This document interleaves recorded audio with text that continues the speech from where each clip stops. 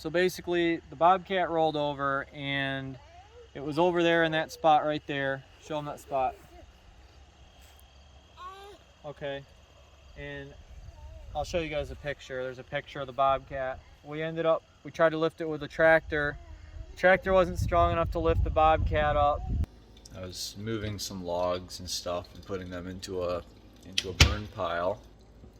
I set down a log that had a big branch going out to one side away from me. And I always set things down. I don't usually just drop them or throw them. But I think I was driving forward at the time and I tilted down and instantly the Bobcat was up at 45 degrees. There was no delay. I made a bad call. I don't know what happened, but the way that the Bobcat was holding the log, it was a hard lever against the arm, so against the loader arm basically, which is already a long lever on the Bobcat. So I was at 45 degrees and I tried a couple different techniques to try to, I tried like tilting back a little bit. I might have tried driving just a tiny bit, but it wasn't actually setting on the track, so I couldn't drive. I was afraid I was going to pull the track off the machine, so I tried like tilting a little, lifting a little, lowering. Lowering wouldn't work, obviously. Raising it would work, and tilting up might work, but I tried both of those things and neither one worked. So that resulted in basically me being there. I started yelling for Jacob, who was working with me. He was across the field with the truck, cutting on something else, and he got in the truck and I wanted him to drive up into the Bobcat so that it would not fall over. And I think it's probably would have been better if I had just kept my hands on the Bobcat, because it was actually at 45 degrees and I was holding it there. As soon as I let go of it, because I needed to guide him so he could put the truck there, and the Bobcat fell over after I took my hands off of it. It only took a couple seconds. We ran and got the customer, who had a little John Deere tractor. I kind of assumed it would have a little bit more lift capacity than what it had. We tied a rope to the Bobcat loader arm.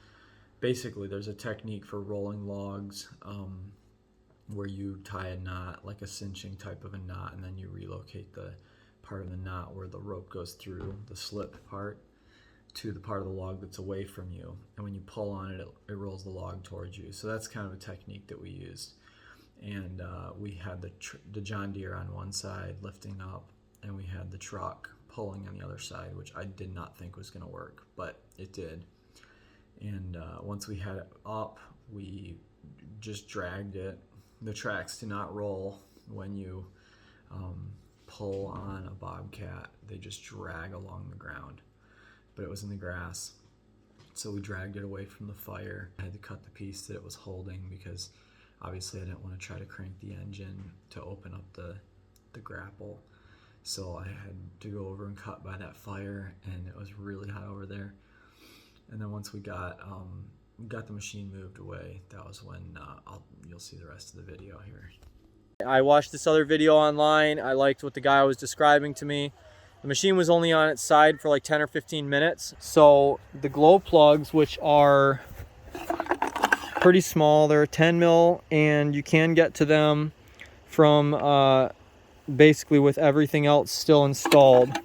The only thing you have to remove is this little rail right here. This is basically the rail that energizes them. And so there's these little tiny nuts that you could pretty much lose easily. And there's, I don't know if you can see, there's one hole right there, and then there's another one here, and then the other one is really hard to get to behind there. You can see it right where my finger is. So anyway, I got those out, and I'm just making sure everything is good and not going to crash or collide. And now I'm just going to crank this engine and see if oil comes out. I did not see oil on these glow plugs, but that means very little, because these are probably like at the top of the cylinder, and the oil might have come in on the side. So let's see what happens. See, I saw oil come out. So there.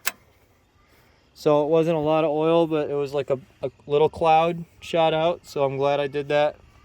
I wanted to be on the safe side. All right, so at this point it's running. There's really hardly any smoke coming out, which makes me think there's no oil really in those cylinders, but it started right up with no trouble. The only thing is that backmost glow plug, you really want to make sure that backmost glow plug, you're very careful with the hardware because it's so easy to drop it down in there. So, and then the other thing is they use a zip tie on this thing.